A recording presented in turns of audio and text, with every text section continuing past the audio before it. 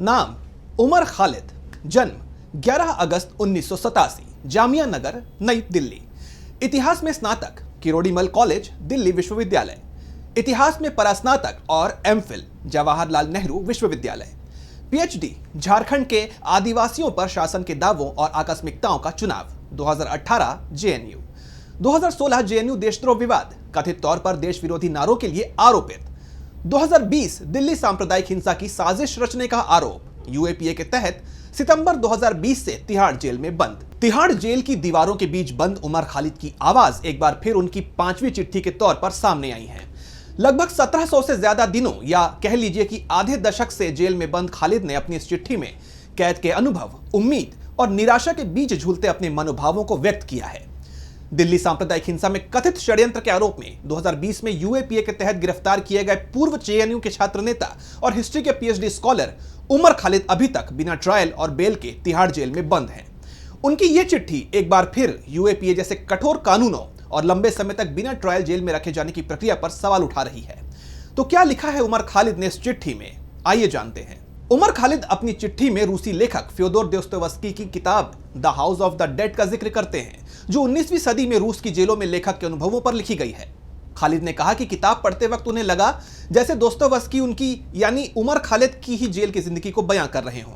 वो लिखते हैं, 150 साल बीत जाने और दुनिया के बदलने के बावजूद कैद के अनुभव में बहुत कम बदलाव आया है।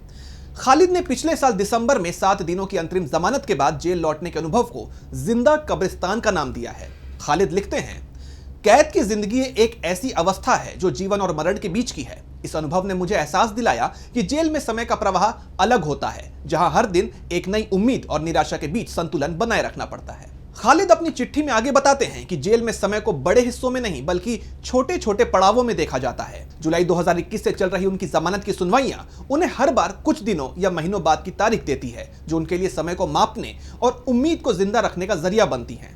दोस्तोयेवस्की की किताब का हवाला देते हुए खालिद लिखते हैं कि जेल में हर कैदी आजादी का सपना देखता है और अपनी सजा के दिनों को गिनने में व्यस्त रहता है।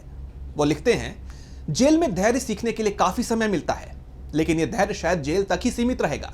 बाहर की दुनिया में लौटने पर हम फिर से अपनी बेचैन प्रकृति में लौट जाएंगे, जैसा कि मैंने पिछले साल 7 दिनों की जमानत के दौरान महसूस किया था। उम्मीद के बारे में खालिद का नजरिया थोड़ा जटिल है। वो कहते हैं कि जेल में उम्मीद पालना जोखिम भरा है।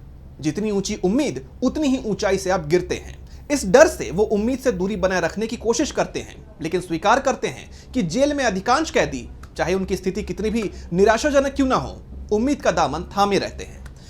खालिद ने दोस्तोयेवस्की के विचार से सहमति जताते हुए कहा कि कैदी भागने की कोशिश इसलिए नहीं करते क्योंकि वो जेल में वक्त को अहमियत देते हैं। वो कहते हैं कि जो कैदी अपनी सजा की शुरुआत में होते हैं वही भागने की कोशिश करते हैं, लेकिन जो लंबे वक्त से जेल में हैं वो अदालत के आदेश और उम्मीद पर भरोसा करते हैं। खालिद उस कैदी का एग्जाम्पल देते हैं जो फरलो के बाद स्वेच्छा से जेल लौट आया क्योंकि उसे भविष्य में और राहत की उम्मीद है। उमर खालिद की चिट्ठी में 5 साल के लंबे कारावास का दर्द साफ झलक रहा है। वो कहते हैं कि यह समय किसी के लिए पीएचडी पूरी करने, शादी करने, बच्चे पैदा करने या दुनिया के बदलने के लिए काफी है, लेकिन उनके लिए यह वक्त जेल की दीवारों के बीच रुका हुआ सा है। वो सवाल उठाते हैं कि क्या यह समय हमारी रिहाई के लिए काफी है। खालिद की यह चिट्ठी ना सिर्फ उनकी व्यक्तिगत कहानी है, बल्कि उन तमाम कैदियों की आवाज है जो जेल में उम्मीद और निराशा के बीच जिंदगी जी रहे हैं। उनकी यह चिट्ठी एक बार फिर यूएपीए जैसे कठोर कानूनों और लंबे समय तक बिना ट्रायल जेल में रखे जाने की प्रक्रिया पर सवाल उठाती है।